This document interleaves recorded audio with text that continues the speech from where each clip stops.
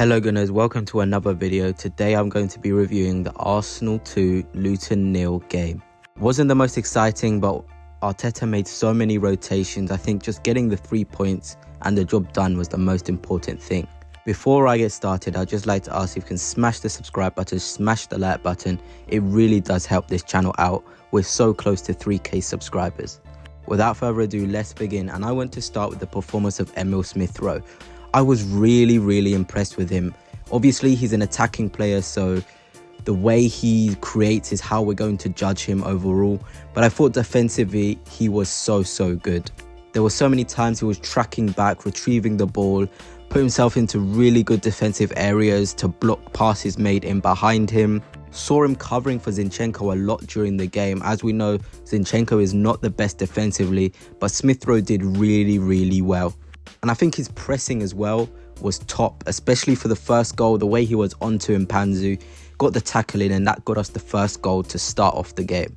And I think Arteta really prioritises his midfielders that can track back, but also have the energy and quality to go the other side of the pitch and to provide and create. With Odegaard next to him, I think it was a pretty decent performance by the two.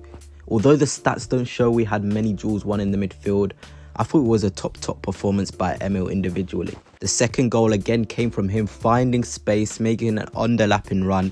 Then that composure and calmness to pick out a man in the middle. I know it was an own goal in the end, but the fact that Smith Rowe was there to create, and Nelson as well, getting into the box was really nice to see. I just hope for Emile this is the start of something and that he can build momentum from this performance, because he still has a lot to play and a lot to do in this team. I made a video a couple weeks back and people were like, Smith Rowe, sell him, Smith Rowe awful, and today showed why he can still be an important part of this team. Whether that's on the left wing, but I think the number 8 is perfect for him. But I'd rather see him on the right, linking up with Saka. I feel like his underlapping runs could be found much better with Bukayo. I thought Trossard did well, but I just really want to see that Bukayo's Emile link up on the right flank. Now again, it seems like every review is going to be talking about the performance of Gabriel and Saliba, but today again, Gabriel absolutely fantastic. My second in command for man of the match, most definitely. His concentration was at a high level. I feel like every ball that came into the box from Luton, he was there, he was defending, and that's what you want to see. And I feel he doesn't get the plaudits he deserves, especially with William Saliba. But today, I feel like he was the best defender on the pitch. I really felt in control when he had the ball at the back, but also when Luton were attacking. We must not forget that we are the first team to stop Luton scoring in about 18 games.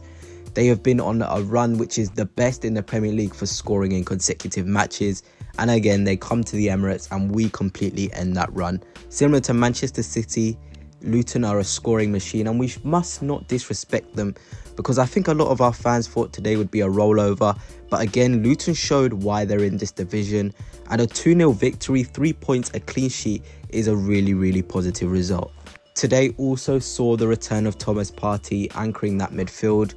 I thought he was decent, not really to his top level, but we must remember he may be a bit rusty, and getting thrown into a game like this is not easy for any player.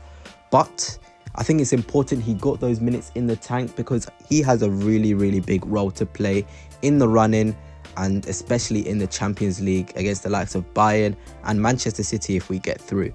But it was evident that we lacked a bit of control on the ball. It felt like Luton had a lot of the possession, possibly down to this disjointed midfield and the fact that we made so many changes, which is to be expected, to be honest. And also today I just want to talk about Ben White again. I feel like his 7 out of 10 performances are coming under the radar.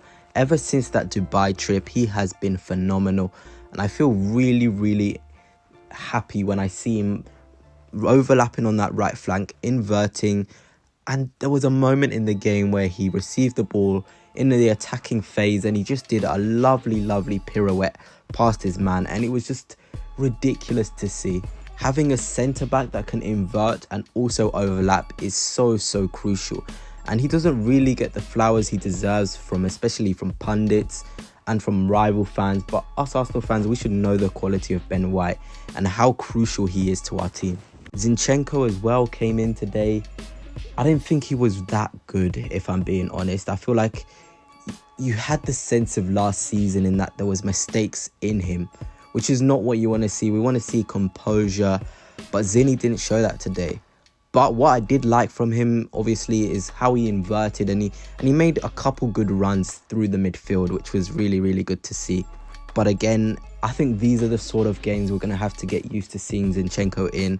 Those games where we're expected to have the ball, expected to win, so he can have those lapses in concentration and it won't be as pivotal to the result.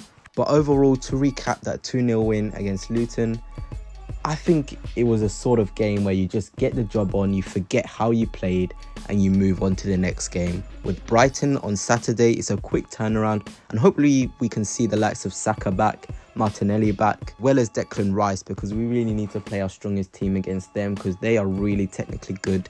Gave Liverpool a proper game and I don't expect them to not come out and attack us. Anyway, that's it for now, Gunners. Hope you enjoyed. Smash the like button, smash the subscribe button, and peace.